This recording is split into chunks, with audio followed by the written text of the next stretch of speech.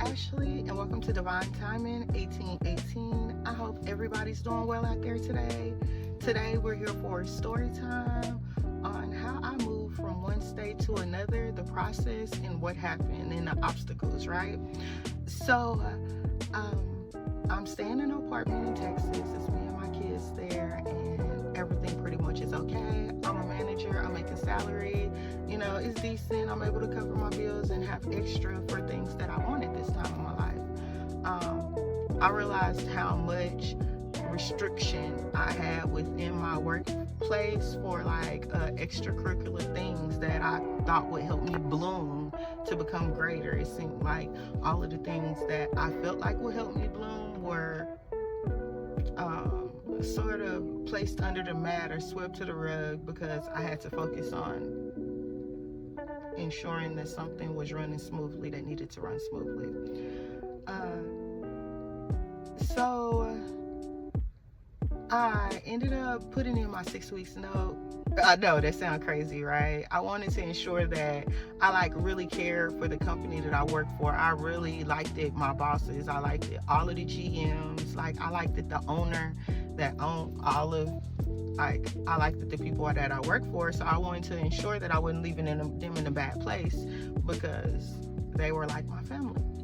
All right, so I trained somebody new to take my position, and I leave the store.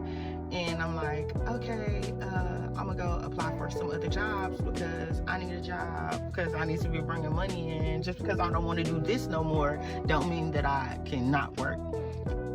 Yo, it was like I was blacklisted or blackballed. Nobody would hire me nowhere. Nobody would hire me nowhere. When I said nobody would hire me nowhere, looking for a job was like hell. Wow, when I worked at this particular company, everybody came in and offered me a job. They were trying to take me out of there, and I didn't leave. And then when I chose to leave, it was kind of like, oh, why you ain't stay there? So then one of my friends ended up getting me a job in the mall with this dude that she knew that ran this little company or whatever. So I'm working in the mall, and I'm working in a sporting goods store. Basically, I learned how to frame jerseys, make posters. They gave me time to really kind of get into sports and sports nature, for it was a sports shop, you know. So that's what I did for a while. I'm working there, and life is just like, it's time to do something else. I feel shook up in my spirit, like it's time for me to really do something else. This really just ain't for me. So I threw a dart, and I was like, well, where should I go? You feel me? And I threw a dart, and it hit Kansas City. I'm like, on the whole map of the U.S., we're gonna hit Kansas City. I'm like, okay, cool. So I put it in the back of my mind that Kansas City was a place that I wanted to move to. All right, so then time go by, you feel me? I'm continue to live my life, and me and my friend make a bet on the Super Bowl, and she betted against the Chiefs. I betted for the Chiefs. The Chiefs ended up winning. I didn't watch the game, and she told me they lost, and I believed her. So then I paid her, and then when I found out the truth, I was mad because I never got my money back, but that's besides the point. But when the Chiefs won the Super Bowl, that was like a second, okay, that it was time, that this was the place that I wanted to go, because I said that. I was like, you know, I'm gonna bet on the Chiefs, and if they win, that's for sure where I need to be. All right, so I did that or whatever, and then I went to the corner store, and I saw like the most toxic ex from my past. You know, I literally moved cities like to get away from this person, and to see him right by my house was it set my nerves on fire. You feel me? That put me in like alert mode, like it's time to go. It's really, really time to go. So at this point, needing to get rid of so much stuff. As I'm a single mom with kids, I didn't want to take a U-Haul that far. I had a car, but that car was in no condition to travel. I didn't even think the car was going to make it out of Texas, but guess what? With big faith in God, 444 on the timer. 444 on the timer. That's how much that car should not have drove out of Texas, but it did. You know, big faith over here. Yeah. So when I saw my ex, it put me on alert mode, and I knew that it was instantly time for me to go. So when I saw him, I went to work and I talked to my boss, and I told my boss, like, hey, I'm finna be moving. I'm not telling nobody about this, but I'm telling you because I work for you. So basically, I'm like trying to give him a heads up. I didn't want to have his store keys, or he be out of town or something. He liked to go out of town and go make money, and he liked me working in his shop because he had an opportunity to do that, and he knew when he came back, the money was going to be there, all of the product was going to be there. If it wasn't so, you know, everything was going to be adding up, and he was okay. So I'm talking to my boss because I work for you. And I'm telling him, like, please don't tell nobody. This is just between me and you. But I'm leaving. So the next day I go to work, and my sister and my niece are walking in the mall, and they come by there, and he opens his mouth once he found out who they were to me. He like opens his mouth to try to tell them what my plans are, after we had a whole conversation about how this is discreet. I'm only telling you because I work for you. I'm only telling you because I don't want to put you in a bad position, and you got to come find some way to come change the locks, or you out of town and I'm out of town and nobody's running your store. You feel me? Type of situation. I wanted to ensure that that business was going to still be cool once I left, and I guess that was a problem. So it was a whole altercation. I ended up quitting that day because he proceeded to put my business out there and say what he wanted to say. So then, since I quit that day, I ended up not having as much funds to continue to move, because I was supposed to work for the next couple of days to make more money for this trip or whatever. So I get to selling the stuff in my house and all the stuff that I need to get rid of, throwing away a lot of it or whatever. And I got ripped off in so many ways. So I really didn't even have enough money to leave. I did not have enough money to leave because I had got ripped off so bad. And then I had no help. Living in these apartments for a couple of years, it was like I got to know all of my neighbors, and we were really close, and I looked out for a lot of my neighbors. So when it was time for me to move and nobody would help me, it kind of shook me to my core. There was a girl there, and like me and her were really, really close. Like, we were close to the point where when she wanted a car, she needed a car to be able to do some stuff for her and her family, and her man did not have enough money. They came to me, and I gave them what they needed so that they could be able to get their car. You feel me? Like, we cool like that. Like, I'm not giving you a little bit of money, I gave you a lot of money. You feel me? And like, it came time for me to move, and her or her husband nobody could help me pack, or not pack, but like nobody could help me like move the stuff or do anything. Nobody would help me. So I'm like, cool, I did it all on my own. I left. I get the kids in the car, we packed up. There's so much stuff in my small vehicle. We get on the road. We're on the road. We finally get out of Texas. It took so many hours to get out of Texas. I don't even know how long it took to get out of Texas. It felt like forever. We finally made it to the state line, and it felt so good in Oklahoma. The energy was right in Oklahoma. Oklahoma was like everything. When I got over there, it was just like a breath of fresh air. I just felt free. It felt like I was chained up for so long, and once I made it there, it was like my wings were like free, or so, I don't know, it felt just free. The first night when I made it to Oklahoma, I was offered a place to stay, a job, and everything. Like, I almost did not make it to Kansas City, my destination, because I almost stayed in Oklahoma. Like, that's how good it felt out there. That's how good the land felt. That's how good the energy was that was around me in the area where I was. You feel me? When I made it to Oklahoma, I basically was out of gas. I didn't have money for no food, and I didn't even have money for a room or nothing really. Like, it was like, I'm put the gas in the car, then we gonna not have nothing to eat or nowhere to sleep tonight, and we just gonna keep it moving. You feel me? That's kind of the way it was. But at the end of the day, that same girl that would not help me move, you feel me?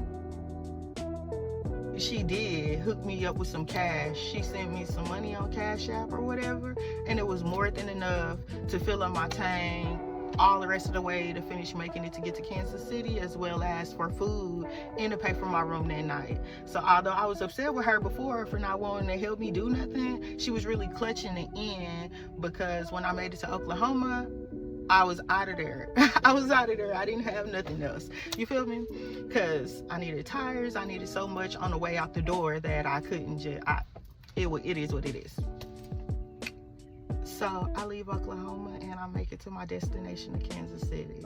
Not without headaches, not without lots of many pit stops when you have 4 children, you know, but the ride was beautiful. The scenery was great. Coming into Missouri was great. It felt like home. It felt like I was home when I made it to Kansas City, you know. That was my first time driving myself across anywhere, you know, that was farther than a couple of hours outside of the state of Texas, for real. And it was a great adventure and journey for me and my family. Although at that time I had a very small car and we were all very cramped in there. We definitely made do, made it here, and then was able to start over. Starting over definitely wasn't easy. Or I didn't have a place to stay. I wasn't trying to make nobody feel like I wanted to mooch off for them or lay on their couch, because I have family here. Like, the family that I have here, we really didn't talk before I got here, so I wasn't expecting nobody to do nothing for me. So I took the hard road, and every small step, like, had a job within the first week. You know, staying in the shelter for a while, but ensuring that, you know, me and the babies are all right till we moved into a hotel. You know, till we moved to another hotel, till we moved to another shelter, till we moved into these apartments over here. 11:44 on the time clock, and now as I am on a search for a house, you know, because now it's time for that for me and my family. And because of the blessings that we are receiving at this time as a whole, it's like, it was definitely meant to be, because now that I'm here, I am basically have changed my energy field from where I'm around. I noticed that the city is so freaking dope, and as well as there's places in the city that I feel like it was meant for me to be here in this time, because I feel like things about the city like activated things in me, as well as like ensured that my creativity was moving forward. There are places in the city where I'm like, dang, I really think I wrote a hit song right here, like in this spot. You know, when I felt like my passion for certain things were just going, when I felt like the things that I love most were no longer important, it almost burst them back into life. You know, the way I let go of so much of my passions in the past, something about this city, you know, allowed those energies to be able to resurface within me, and I'm grateful. This is my story time for how and what happened in me moving from Texas to Missouri, and just basically how I got here. The main gist of me telling you this story is that there were a lot of obstacles in my way. There were a lot of things that was meant to stop me.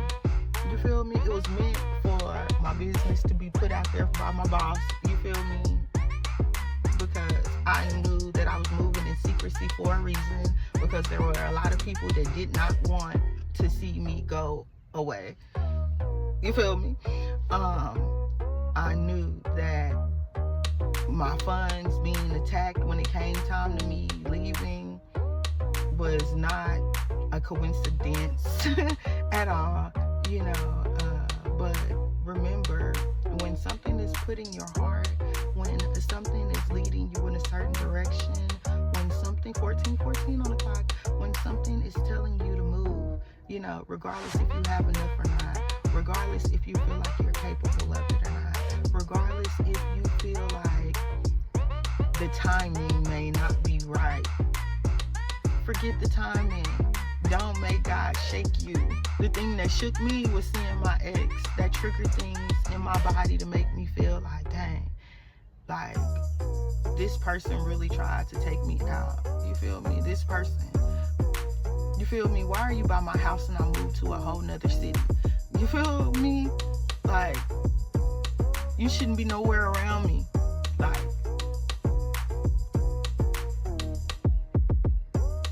regardless of how many signs that I received that it was time to move, when it came time to move, I put myself in a position where there was no choice but for the Most High to be like, tower moment, let me shake you. Let me do something so drastic in your life at this moment that you know that the time is now, and to put fire under you.